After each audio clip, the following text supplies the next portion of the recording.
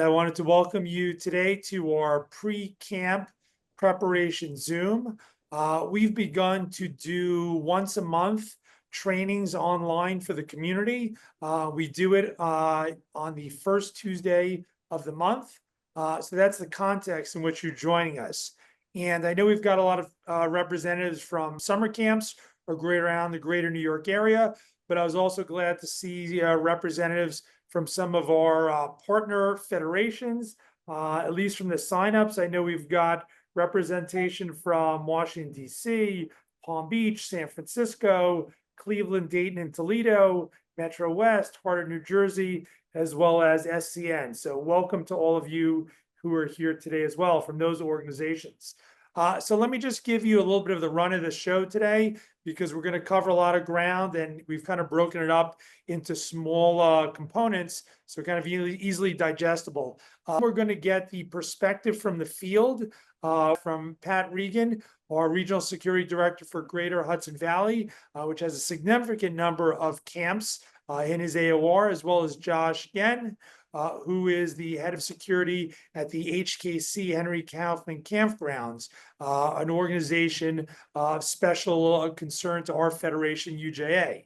Then we're going to have a presentation about technology that we at CSI have been using. Now, this is our second summer using the ARIA platform. We find it challenging to be able to get to all of the summer camps during that 1 week when the high school staff is there to get them trained in person for active shooter. So ARIA has designed a special training that meets our student counselors where they are, which is on their phones. And it's been tremendously successful. And you'll hear from Claudia Stein, CEO and founder of ARIA. And then we will have two other pieces, one by Bill Hayes, our Regional Security Director from Westchester, talking about some of our CSI training offerings. That's really more for our New York audience here. Let me turn things over to Pat Regan and Josh Yen, who will talk a little bit about what they're doing on the actual, in the field with the summer camps that they work with. And on the CSI team, Josh and Pat work with the vast majority of the camps in our AOR. Over to you guys. Thank you, Mitch. As Mitch said, I'm Pat Regan. I cover the greater Hudson Valley for CSI, which is everything north of Rockland and Westchester, up past Lake George and out towards Schenectady as well. And, you know, I've been to probably well over 100 camps between doing assessments and training and visits and responding to incidents. On a camp, there's a lot of things for a camp director to worry about. And to consider all the things that really might happen in terms of first aid emergencies, accidents, assaults, or missing children. A lot of camps think, well, something's not going to happen here. That's a much less likely occurrence. When you look at why is it important, you look at attacks throughout the world. There are certainly groups that are problematic, but it's really, if you look at most attacks that we see, especially in the US, these are not carried out by groups that are organized. They're carried out by individuals who are inspired by these groups. And there's an interesting intersection of hate groups and extremist groups, in that the Jewish community seems to be at the center point of things that are okay to hate. And so the Jewish community is particularly vulnerable, coupled with the randomness of the attacks throughout the world and the country, makes it significant that the likelihood that your camp will be attacked is probably minimal. But the likelihood that some institution where children are present over the summer is going to be attacked is probably pretty great. So a lot of people have had some type of active threat training, and they think, well, you know, I get it, run, hide, fight. What's really the difference? What don't I know? And I think that the open air environment of camp poses a lot of significant issues in terms of what you need to know and to understand the strategies. In a building, it's not easy, but there are a lot of mechanisms in place for shelter-in-place spaces, for barricading rooms, doors, escape routes. And these things can be narrowed down to a couple of choices and maybe easier to remember, easier for building administrators to remember. In a camp, in an open air environment, it's much different. Often there is no cover. There is only concealment. Buildings provide less of a secure shelter than a place to hide only, which means a dynamic situation. Your position has to continue to change and improve. Training is critical anywhere, but for the open air environment, it's critical that every level, even your 15-year-old camp counselors, are exposed to active threat and security awareness training, so that if something does happen, it's not the first time that they've ever thought about it, and they have an idea of what they might do. Mitch talked to you a little bit about, and you'll hear from Aria. It's one of the mechanisms we've tried to put in place to help expose everyone in the camp, every single employee, from the maintenance staff to the youngest counselor, to some degree of awareness. And ideally that will serve as a platform for in-person training. But even if it doesn't, it's free of charge and easy to do, and incredibly important for everyone to take part in. So some of the trends that are concerning and sort of heighten the awareness for camps is what you see around the country recently. If you look at New Orleans, Vancouver, and even Florida State University, these locations were not unique in that there were plenty of outdoor festivals that shared vulnerabilities to New Orleans and Vancouver. There were plenty of schools that shares similar vulnerabilities to Florida State. And so it's the randomness of attacks. The vehicle ramming is also nothing new, but to an inspired, emotionally disturbed individual, it provides sort of an idea. It's pretty easy, and certainly camps are often accessible by vehicle and contain large numbers of people in one place outdoors. Another piece of the trend that is disturbing, and it plays to the randomness of attacks, is that these attacks, if you look at recent attacks, the news wants to dissect, why did someone do this? What is it that they hate? What group are they affiliated with? And the truth is that in most cases, they're not really affiliated with a group. They're just inspired by it. They were choosing something to hate, and a lot of available information provides them with a platform to pick a cause. And that goes back to the vulnerability of the Jewish community right now, in that if one is looking for a cause, the Jewish community has become a readily available target. So in terms of overnight camps and day camps, I think Josh will talk a little bit more about day camps, but both of them, when I go to these camps, I see it's controlled chaos. It's amazing to me that the camp directors understand everything that's going on in a camp. All I see is people running in every direction. But in that is some normalcy that everybody should be aware of it inside the camp, so they understand what's abnormal. A day camp has a finite beginning and end, which provides some opportunity for closure to a day and pre-day checks. It doesn't mean that an overnight camp precludes those things, but the situation is dynamic in that it doesn't end. There's not a beginning and an end to the day. There's different phases of the day, which makes critical the idea of perimeter security. I think when camps look at their perimeter security as varying degrees, just because you have a fence around your camp doesn't mean it's secure. Just because you have cameras and lighting doesn't mean it's secure. And just because you have a security guard doesn't mean it's secure. I think you have to look at how all these things work in concert with one another and recognize in the course of a 24-hour period for an overnight camp, what are your times of most highest vulnerability? And you have two different types of vulnerability.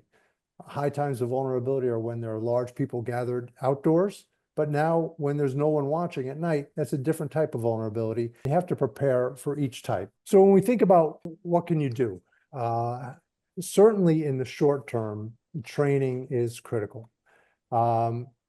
Training should help develop your policies.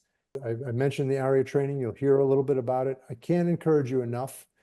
Ideally, it would be a platform to happen in person. I know people have tried, I've been to many camps doing training, and a lot of camps try to incorporate that into onboarding in that 1 week or sometimes only a couple of days where you have to teach all your new counselors about everything. And I think the ARIA platform provides them with that exposure. So maybe the training can be done in person to senior staff at a time that works, but don't limit it. If you can't fit it in those important days, I'll come to your camp anytime. The training should help inform policies. You have to consider about how you screen. How do you monitor your perimeters? How do you monitor what happens in camp? A lot of camps that I go to, I can walk around without anybody saying anything while I'm looking for whoever it is I'm supposed to meet with. That shouldn't be the case. If your policy is such that a visitor to the camp goes all the way inside the perimeter to the main office to state their business and find their way in, that's not effective either, because they've already breached the main entry. Any policy should look at keeping a potential problem as far away from the center of the camp as possible. The awareness, everyone in the camp should be aware of what's normal and what's abnormal. And this comes down to the youngest camper. When they feel something's out of place, they should know exactly who they tell and who's going to take care of it. I think it's very important, your connectivity with CSI. If you're outside of CSI's area, with some of our partners in other areas of the country, the connectivity is important. In terms of us being able to help, a lot of times I've been able to help camps and institutions in ways that I wouldn't have known I could if I wasn't connected with the camp in the first place.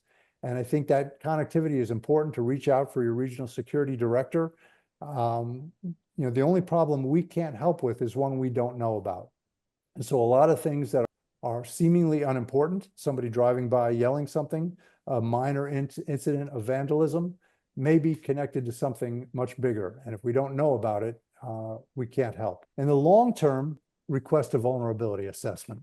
It's critical. It provides a platform for a grant application, but that's not its only use. It'll alert you to a lot of the vulnerabilities and the ways you can make physical security improvements. I think that a lot of times it's mistaken. People only ask for the vulnerability assessment when they're getting ready to apply for a grant. And I find a lot of the vulnerabilities that are identified can be addressed with low cost or no cost measures, which we're happy to help with, and to make improvements in your policies and do what you can. Certainly applying for the grants is, as long as they're available, you should continue to apply. More and more people apply, making it a little bit more difficult, but it's very well worth it to increase the security of your camp. And I can't stress enough the vigilance of identifying anything that's out of place and letting your regional security director know, having a relationship with law enforcement that we can facilitate, and making security a part of the culture of the camp rather than an additional add-on that becomes a burden to camp directors. If it's something that's seamless and part of the day-to-day, it'll be much more apt to be something that is continued and grows, rather than if it's an add-on, it will always be a burden. And with that, I'll turn it over to Josh. Thank you. Good afternoon, everybody. My name is Josh Genn. I'm currently the Director of Safety and Security for the Henry Kaufman Campgrounds. We maintain 3 different properties in Long Island, Staten Island, and Rockland County. So in total, we have about 500 acres, over 5,000 daily campers, and approximately 1,000 employees, staff, and visitors come to our camps on any given day. My background is with the NYPD and the Nassau County District Attorney's Office. So we're going to look at day camps, and I kind of break them down into 2 different types of entities. In an urban setting, you may find a single structure. It could be a synagogue, a school, it could be a daycare center, after-school center. And usually it's fairly modern in construction. It has, concrete rebar. It may already have impact-resistant doors. It may have impact-resistant glass. You have, limited amounts of entry and exit points. So it's kind of easier to secure. You could lock the other doors, and the advice is always to have only a single point of entry into your facility. And you'll typically find these camps in an urban setting, which offers a number of advantages in that in the event of an active threat situation, you'll get a very robust police response, typically, 3 minutes or less even. And the response is, it could be everything from the tactically equipped officers to aviation units, whatever you need for that response, you'll probably get very, very quickly. Oftentimes these these types of camps also have a fenced-in recreational yard, which makes it easier to control. And it varies greatly from what we see in the outdoor camps. Typically, you'll find them in suburban or rural or semi-rural types of environments. And in those scenarios, in those locations, the police response could be 5 to 7 minutes or more. And the response from the police could be minimal compared to what you would get in an urban setting. So the issue is, how do you protect yourself in those critical moments? And the preparation, what you do ahead of time before camp starts, is very, very important. And a lot of things that we talk about, and you hear active threat training and different platforms, ARIA, for example, it's not one and done. And you'll notice in schools, they don't have a fire drill once. It's something that happens routinely. And this has to be something that you incorporate into your planning for the season ahead. So the concerns are similar in the sense that you want to protect your most valuable commodity, the campers, the individuals on your property. And the best way to do that, just in general terms, is to extend your perimeter as far out as possible from where these children and campers are. You also want to control the access into the camp, and that could be anything from visitors to parents to bus drivers to staff members, and certainly against anybody who may pose a threat to your facility. And it all starts with the culture of the camp. And one of the things when we talk about the culture of the camp, is it just a director of security's responsibility? Is it just the CEO's responsibility?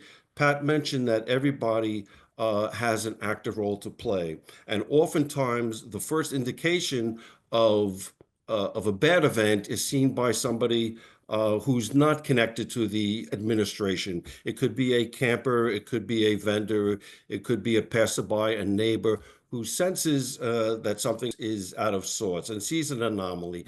And that could be from somebody who appears to be photographing what's going on in the camp. It could be somebody flying a drone over the camp.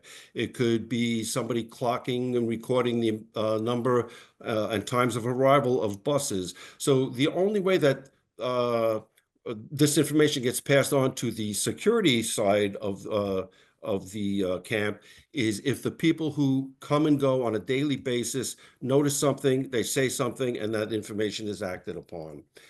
The other thing that's critically important is, what is the current relationship that each and every one of you have with your local law enforcement partners?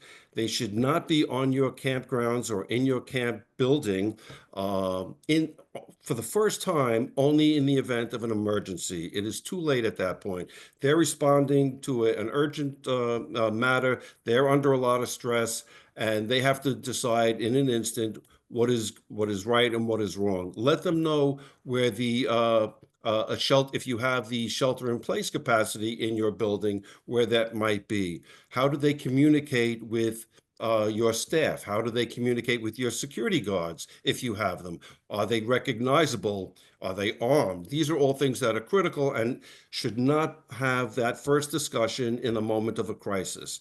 And then again, what are our expectations? Our expectations are, we want to have, somebody with the capability of SEAL Team 6, but be as friendly as possible and service oriented. And how do we kind of balance the two, that we can be welcoming? Because ultimately we want the camp to be a place where parents send their children and they come onto the property and they feel that this is a great place for their child to be in the summertime. They really don't want to have the concerns of having to respond in a crisis. The camp has to think of these things. So we have to kind of balance, what can we mitigate in that moment, and how do we have something that doesn't resemble a prison camp or ultimately a very secure building. So when we talk about security, what are we actually contracting for? What are we getting, and why did we get them? In talking about security, there you could have the armed guards, you could have unarmed guards, and I'm not going to recommend one versus the other, but there's certain inherent risks regardless of the direction you choose to go. So for example, in the solitary structure that's well constructed, that has lockable doors, perhaps a man trap, an individual can sit behind a bullet resistant glass or impact resistant glass, talk to a visitor before they gain entry and determine whether or not this is somebody that we want in the interior of the building. Once they're in, it's too late.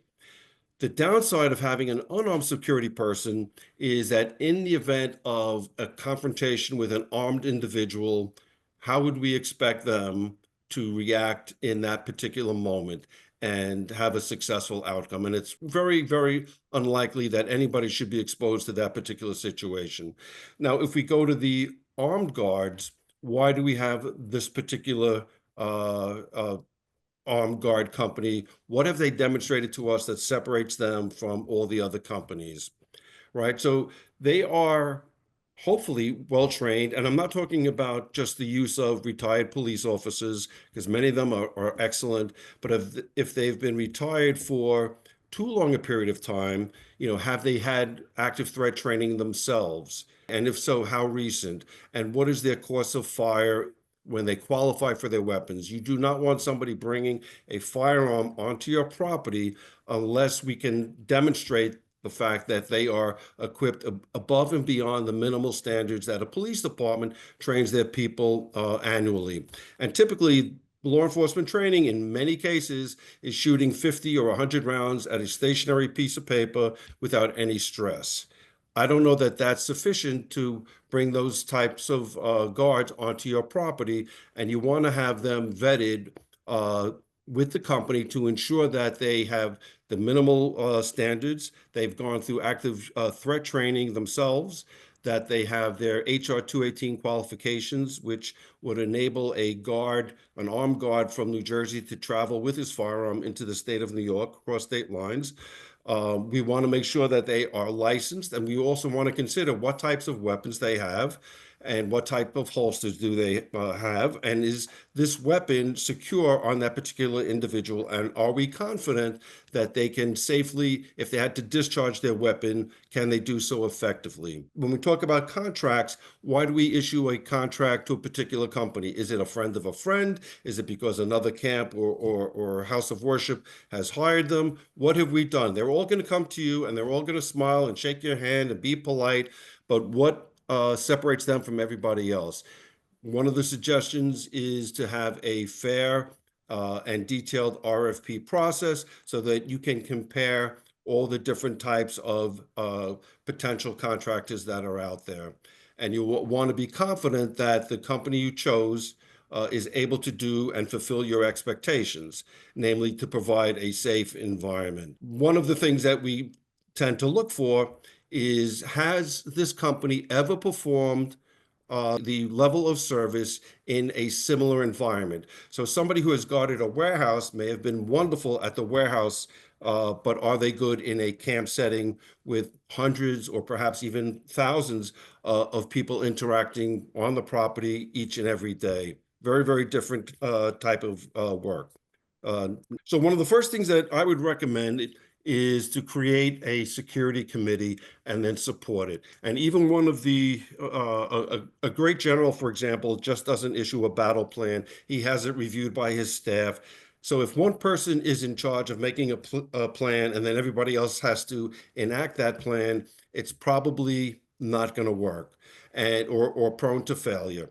An individual that has a plan and presents the plan can self-identify the strengths and weaknesses and perhaps autocorrect or hear feedback from other members of the committee.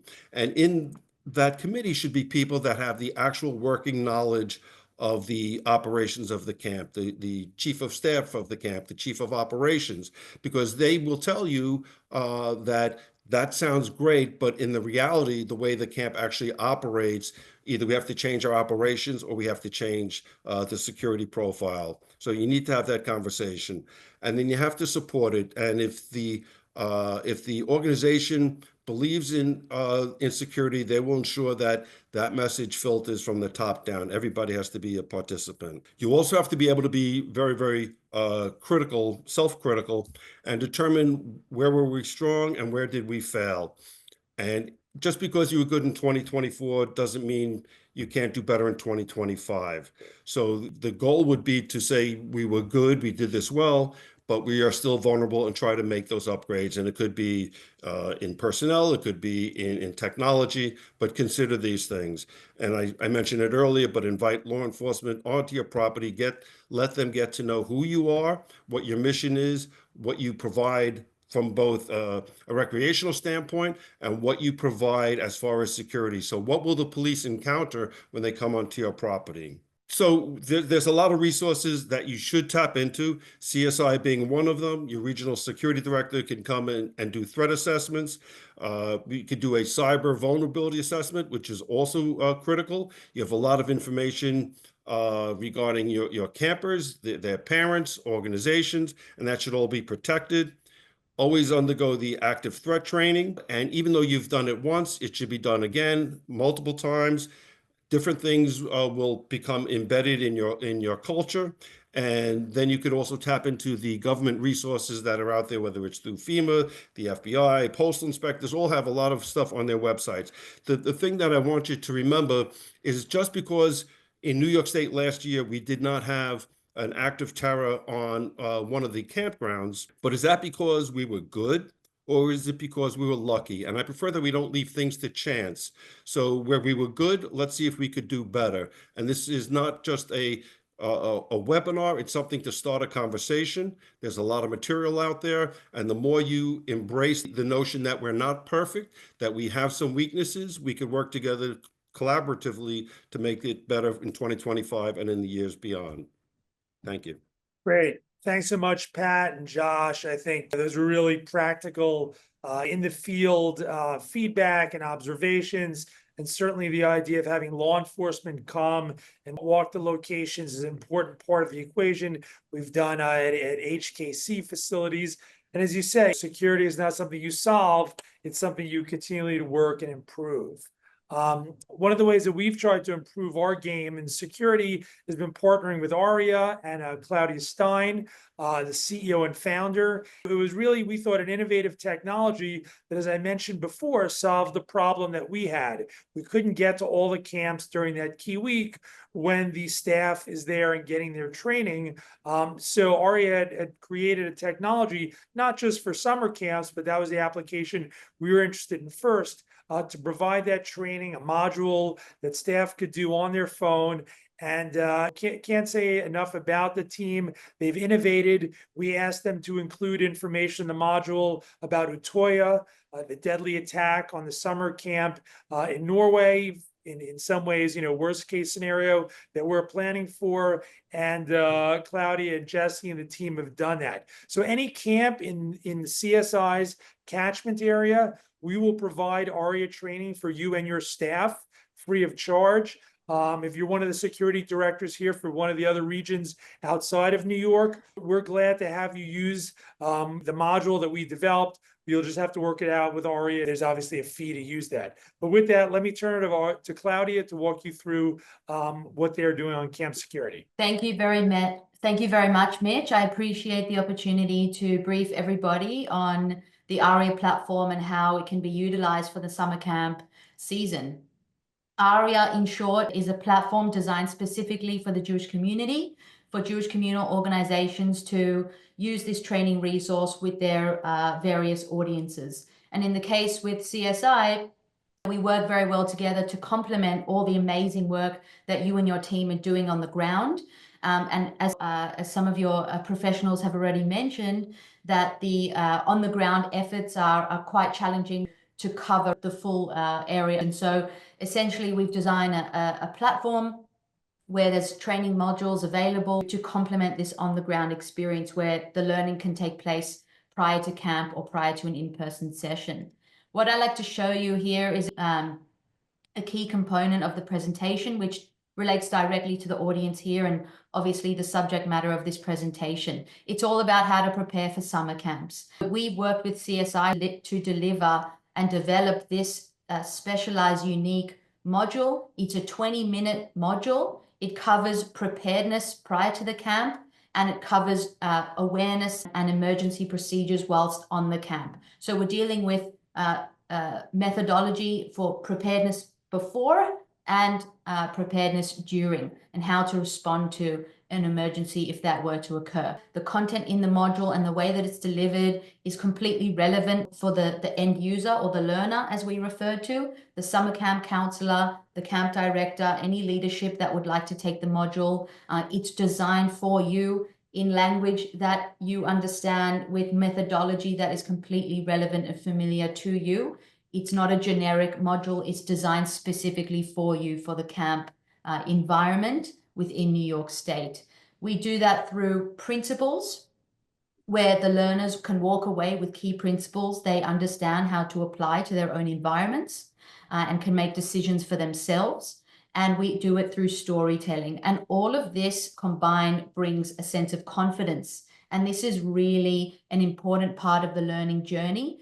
We're the opposite of fear-mongering. We're all about confidence. And so that is what this module brings. Just to show you what it looks like in reality, this is the CSI designed platform. As Mitch mentioned, it's very versatile for all communal organizations. In the context of CSI, we've designed a platform specifically for them to deliver to you, to the summer camps themselves. So you would access the platform. The course is ready for you to begin learning.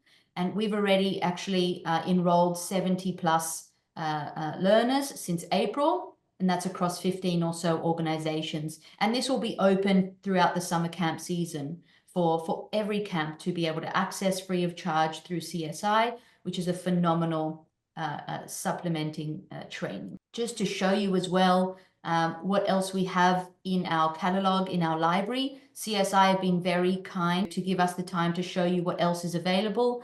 As mentioned, we've designed our platform and our modules specifically for Jewish life.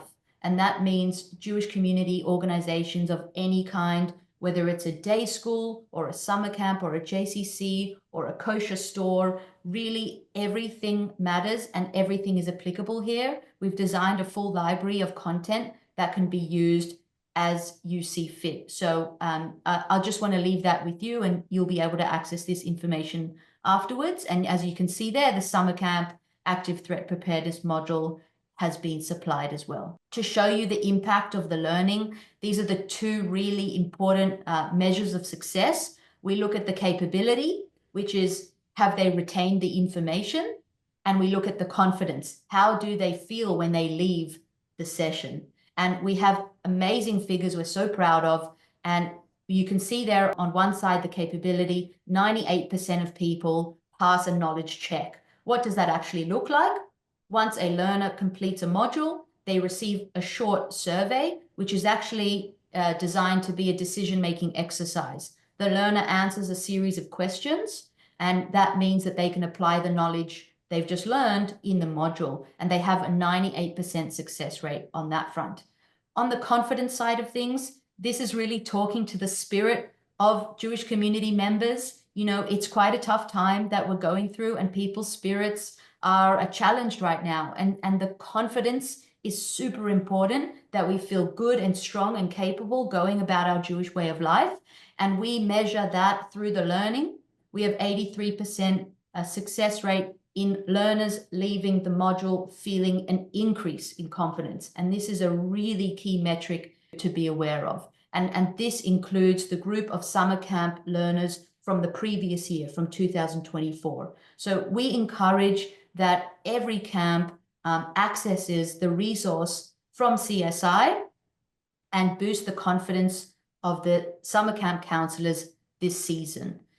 If you'd like to get in touch with us, please book an appointment with my colleague Jesse Sandberg, who is in the States managing all of our partnerships there, and he's very happy to meet with you. So am I, and we're just so appreciative, Mitch, and for your team to give us this opportunity to brief your audience on what is available to them this summer. So thank you very much. Great. Thanks so much, Claudia. And for those who aren't familiar, Claudia comes from Sydney, Australia, and was very involved there with the community security group, the CSG, and that's kind of Australia's version of the security programs that many of the federations here in the US have but combined with volunteers. Our last module for today, Dov Horowitz, our Senior Director for Physical Security and Training, will talk about what the latest is when it comes to NSGP grants,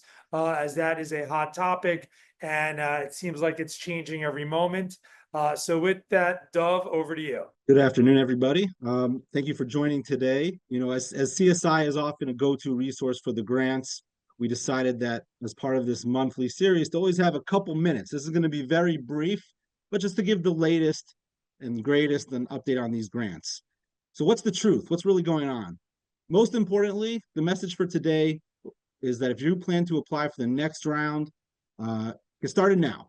That's most important. But what's the truth? Anyone who's been involved in the grants, primarily the NSGP, the Nonprofit Security Grant Program, has probably heard about this pause or a freeze. And it's very confusing, right? But the reality is this is misleading.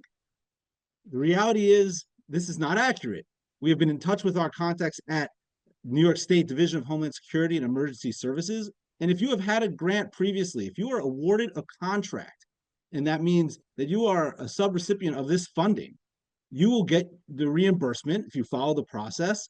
There is no pause. There is no freeze. However, these headlines in these articles, especially, are not clear and get everyone riled up, including our own team hears from many locations. Oh, what about this freeze? We're not getting funded. And we asked them, did you submit your paperwork? Well, no, there's a freeze. All right, submit your paperwork, follow the protocol, and most importantly, be in touch with your representatives at the state. Because there are people from outside our region, we've heard that it's similar, the case is the same beyond New York. But again, talk to your state administrative agency who administers the grant. But in New York, we know that if you have received a federal NSGP, it's business as usual. So let's break it down a little further. So first of all, if you want updated information, please keep an eye on our website, especially our security grants webpage, as well as sign up for our emails. Super critical. We try to provide the latest information, but today we're going to take a minute or two just to present it to you. Like said, if you were awarded a previous NSGP, money that is contractually owed to you, it is business as usual. And New York State usually they are required by their contract with you to reimburse you within 30 days of submitted and approved paperwork. There might be some updates you need to do. You may need to tweak your paperwork, but you will be reimbursed. So that is just misleading and inaccurate. All right, so let's go through a couple other pieces while we have you. The supplemental, right? This is the additional NSGP funding provided late last year. As per Goldberg and Associates, the award notification should be given out any day. And it'll be very similar to other NSGP awards, but that's coming and maybe got slowed down by a few changes at the federal level, but it is coming. What about next year?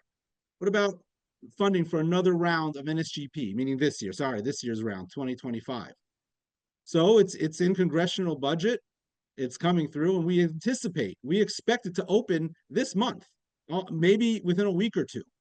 However, because of the federal regulations and timing that FEMA requires, and that the state needs to turn around your application, the application window is going to be very short. So make sure if you plan to do it, get ahead of it, get started, like we said, now. It'll be a very short window. It's also going to be a pretty competitive year. There's a little less funding allocated. How about the state grant, right? The New York State Securing Communities Against Hate Crimes. Well, the reality is there is money in it from the governor's office in the budget, but the budget, as of yesterday at least, the state budget New York State budget has not been officially approved, but there is money. Unfortunately, less than last year. So there will be a hate crimes grant. However, we can't predict when that RFA, when the request for applications will be released, but just be aware that funding is in the budget. So I'm not going to go through this whole slide. I'd advise everyone to take a picture of it, but this is provided by DHSES, who administers the grant in New York, and talks about and showing where people are failing. Tier 1 failures, not even getting their application through, short of the scoring in the points. Many people are applying and they haven't finished pre-qualification.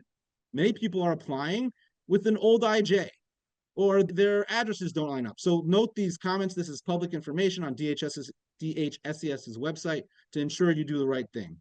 That being said, we don't expect many changes in 2025. However, because we expect the request for applications, meaning the application period in New York for the NSGP to open within a couple weeks, and it will be a very short grant period, you pretty much need to be ready now.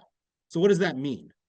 Well, if you had accounts, you primarily need 2 accounts, your statewide financial system, SFS, that's for pre-qualification, and your e-grant system, that's where you actually apply for the grant. Make sure you either have refreshed, have your passwords, or have those accounts.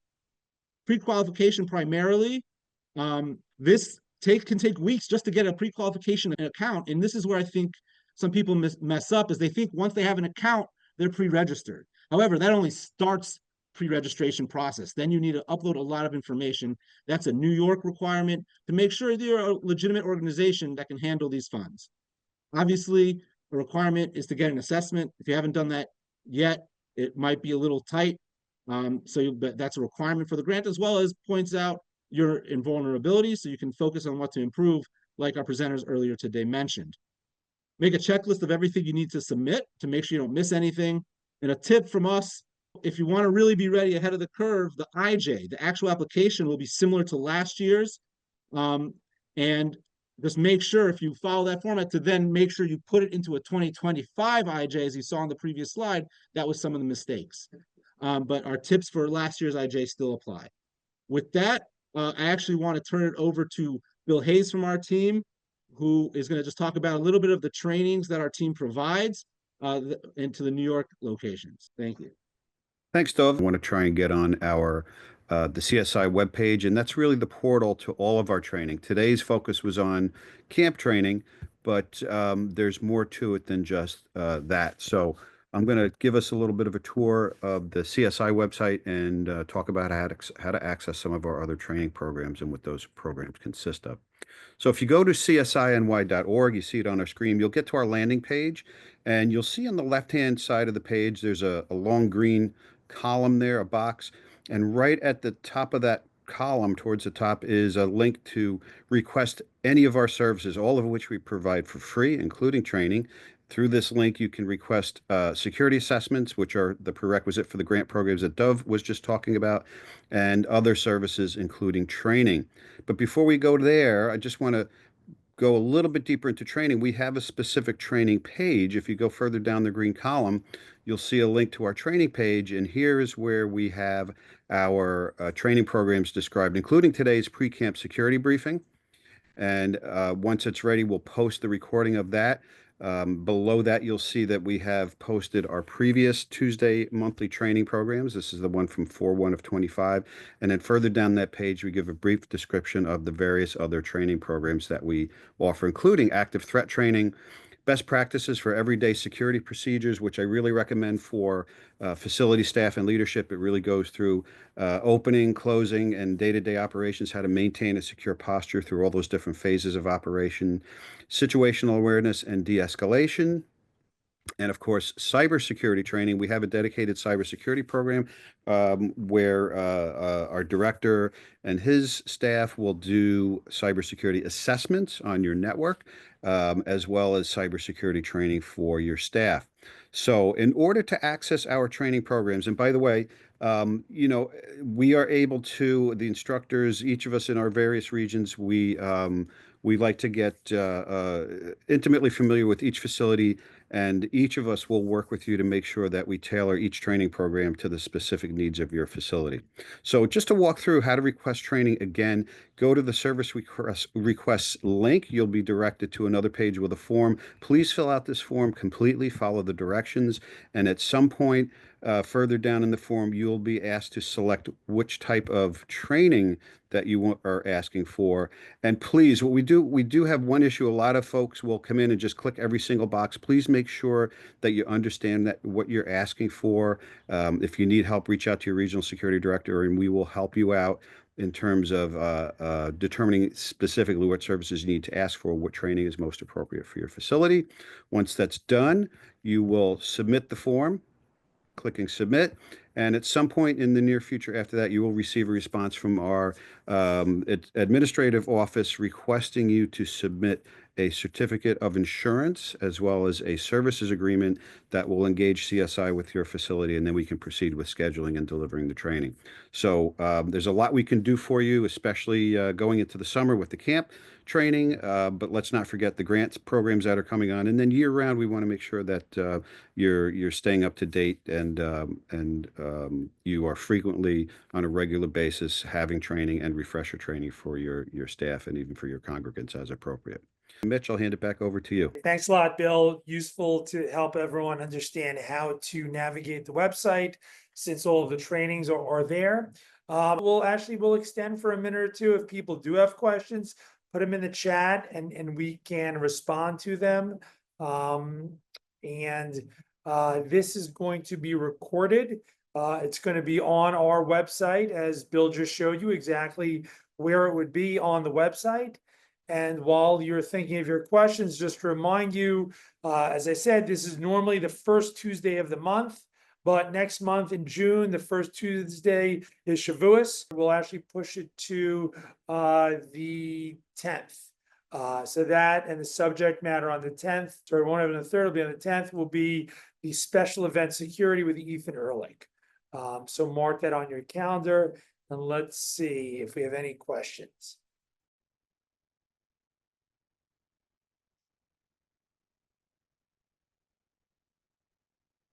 Okay, I don't think I see any. So look, if you do have something that occurs to you, please reach out to your regional security director. If you're out of area, reach out to myself, to Dove. We'll put you in contact with the right person. But again, thanks so much for spending an hour with us today to go over this. I think this is important as we have time to prepare for the summer, and look forward to seeing you all on June 10th. Take care.